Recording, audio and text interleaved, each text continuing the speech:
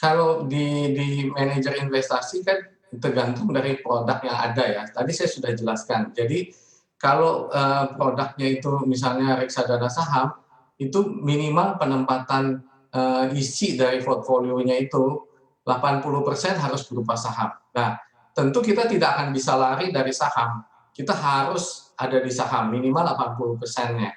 Jadi, tergantung portfolionya. Tetapi kalau reksadana campuran misalnya, itu bisa swing antara, money market, kemudian saham, dan juga obligasi. Jadi tergantung dari, pada saat itu kondisi kita mau mau save ke mana dulu swing-nya gitu. Nah, Oke. tentu Demand yang terjadi nih Pak dari Markam masing. sekarang demand yang terjadi seperti apa? Persebaran dari reksadana sendiri di investor seperti apa? Mana sih yang lebih jadi favorit nih saat ini? Artinya lebih banyak masuk nih dari deretan reksadana yang ada?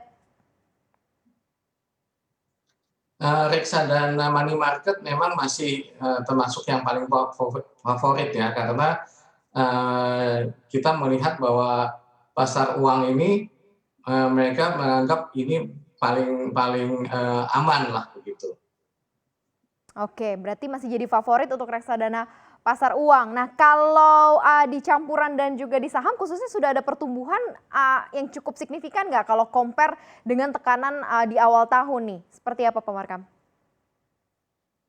Reksadana saham sudah mulai ada pergerakan, saya rasa mulai ada pertumbuhan walaupun mungkin belum, besar sekali ya, tetapi, kelihatan ada pertumbuhan. Orang sudah mulai berani masuk ke reksadana saham. Oke, orang sudah mulai masuk ke reksadana saham ya. Nah, kalau sekarang ini kan, diacukannya kepada racik portofolio ya. Kalau seandainya kita punya budget nih untuk bisa melihat atau melirik reksadana sebagai salah satu instrumen investasi nih, kita bagi-bagi ini presentasinya tuh lebih baik kemana sih dominasinya nih kalau saran, dari teman-teman MI gitu ya, mana porsi yang lebih banyak gitu misalnya dari 100% budget yang kita punya nih Pak Markam? Ini, maksudnya kita mau membaginya ke dalam, aset kelas yang berbeda atau di Aset dalam kelas yang berbeda reksadana Pak. saja, Aset kelas aset yang kelas yang berbeda? berbeda ya? Iya.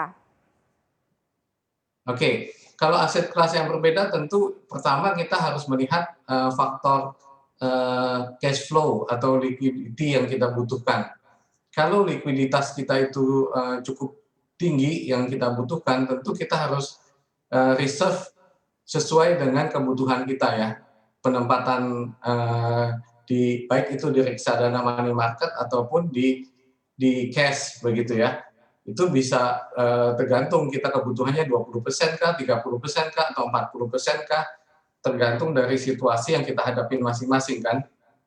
Kemudian untuk, investasi yang lebih sifatnya jangka panjang, saya lebih prefer, ke reksadana yang saham ya, karena saham itu di dalam jangka panjang, dia tetap akan sangat menguntungkan ya. Contohnya, pada saat ini ketika indeks lagi jatuh ya, kemudian, akan bangkit kembali seperti sekarang ini dan harapannya di tahun depan ketika ekonomi mulai pulih, pasti akan terjadi pertumbuhan indeks yang luar biasa, besar begitu ya dibandingkan dengan tahun-tahun yang, ini, seperti itu. Jadi mungkin di saham kita bisa,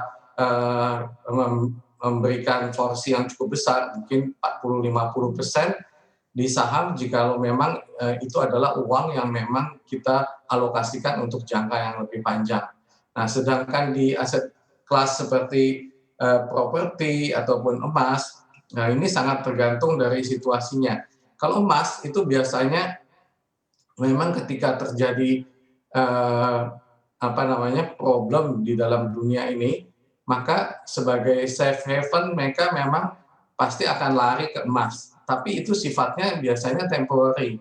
Ketika masalah itu sudah berlalu, maka kenaikan atau, pertumbuhan harga emas ini relatif akan sangat sedikit, bahkan stagnan atau cenderung menurun. Itu berdasarkan historical yang terjadi, tahun-tahun yang lalu ketika masalah-masalah muncul ya di dalam